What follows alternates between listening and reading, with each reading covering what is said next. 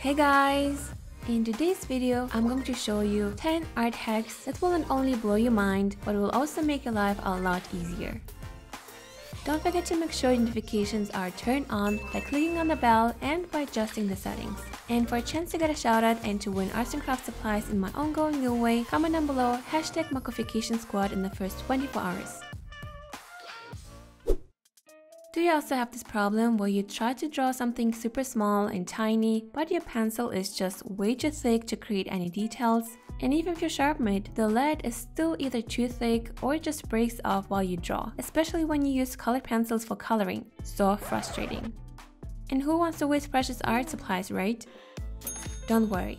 There's a super cool sharpener I discovered just recently that will solve all your problems. It's pretty small but so powerful. The sharpener comes with 5 different settings.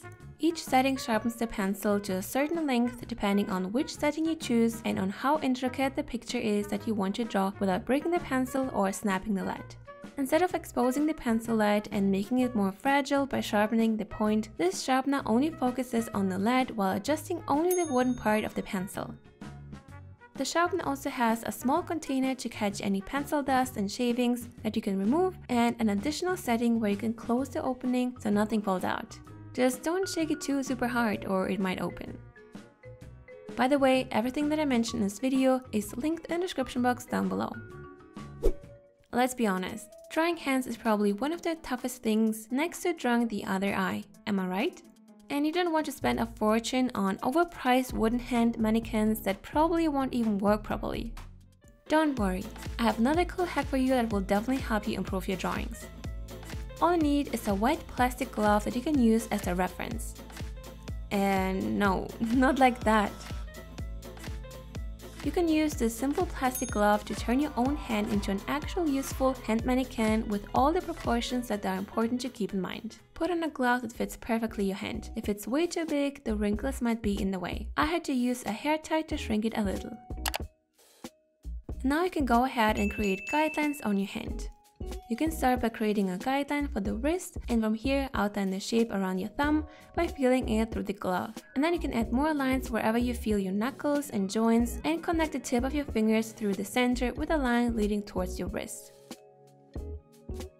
You can also look up a reference picture on the internet if you find it easier. And to be able to use the hand for drawing the left and the right hand, repeat all the steps on the other side. This DIY hand mannequin is great if you want to practice drawing hands by focusing on the proportions. It will help you to identify how long the fingers should be, where to add certain lines, and how fingers look when you move them in a certain way.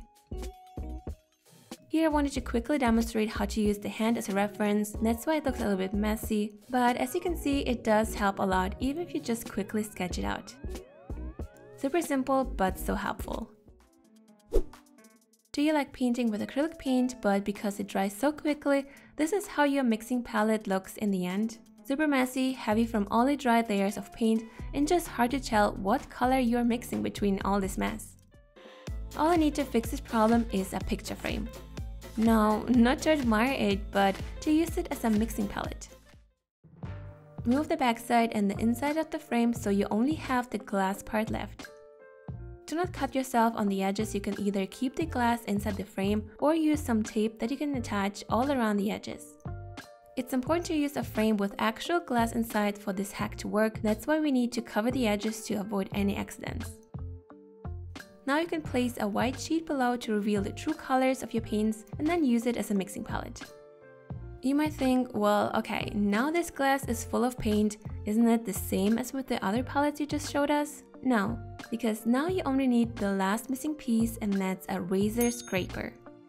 With its help, you can simply scrape off all the dried layers of paint until the glass is clean again. Sometimes you can't just wash off the paint with water, so this little trick can come in handy. I've seen lots of oil artists use this trick, and they even like to collect these little paint shavings in a jar. And maybe that's something for you as well. Now we have a mixing palette that we can easily clean and reuse, but what if you want to take a long break in between painting, or the painting process takes way too long that your paint just dries up on you? What you can use is this acrylic Keep Wet palette.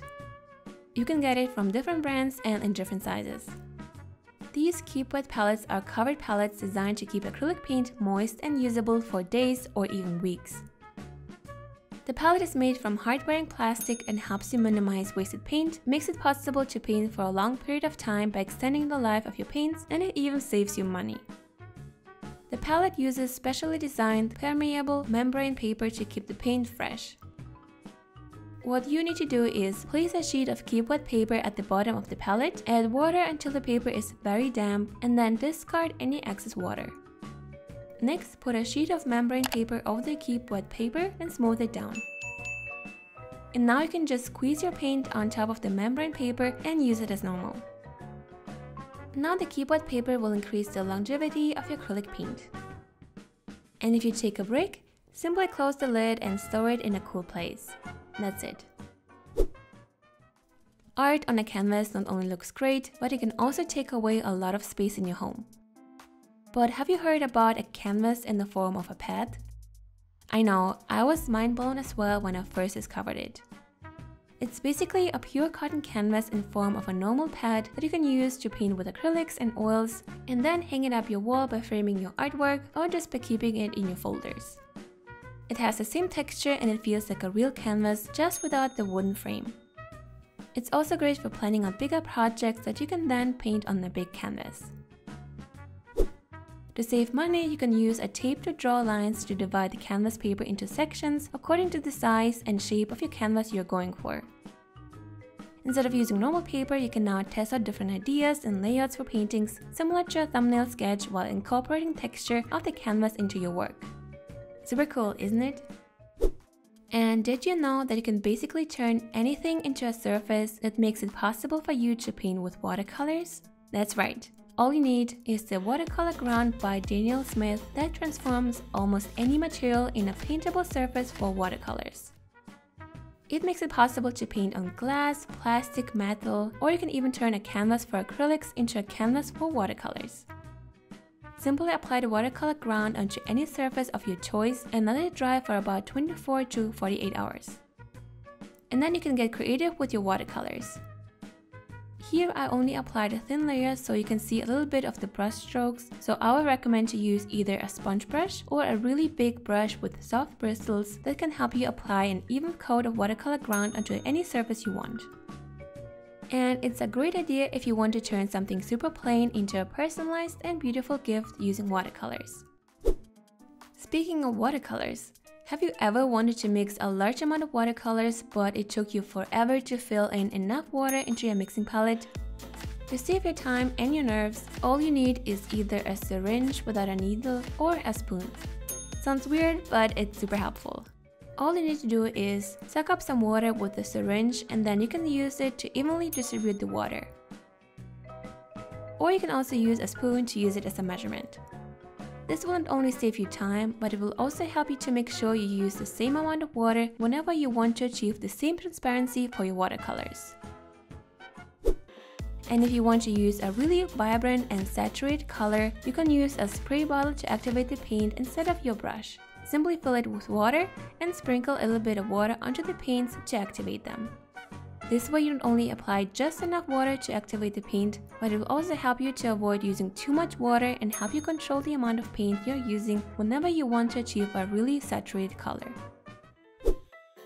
Have you ever painted with watercolors and then realized that something looks totally off, or you just accidentally smudged a little bit of the paint but didn't know how to fix it? Instead of throwing the whole piece away or hating yourself for being clumsy, you can actually erase the paint. All you need is a sponge eraser. If you want to learn about this amazing hack and learn even more arts and crafts hacks that will make your life easier, check out the video linked in the info card right here or at the end of the video. You won't regret it. A huge shout out to Gwyneth. Thank you so much for watching my videos. I really hope you enjoyed this video and found it helpful. If you did, be sure to give this video a thumbs up to support this channel. And if you're new here, don't forget to subscribe and to click on the bell to get notified whenever I upload a new video on Thursdays and on Saturdays. Thank you so much for watching guys, have a wonderful day and I will see you soon. Bye!